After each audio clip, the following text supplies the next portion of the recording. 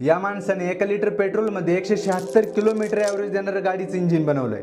आपण two wheeler गाडी घेताना सर्वात आधी गाडी ॲव्हरेज किती देते हे चेक करतो, कारण पेट्रोलचे भाव गगनाला भिडलेले आहेत। पण या प्रॉब्लेमवर सोल्युशन ठरू शकतं प्रयागराजमधील शैलेंद्र गौर यांनी बनवलेलं 6 स्ट्रोक गाडीचं इंजिन। त्यांनी गेले 20 वर्ष या प्रोजेक्टवर काम केलंय आणि यासाठी त्यांनी त्यांची प्रॉपर्टी, घर, दुकान हे सर्व विकलंय। पण शेवटी त्यांनी कमाल करून दाखवली व या इंजिनचे नुकतेच 2 पेटंट त्यांच्या नावावर रजिस्टर झालेत।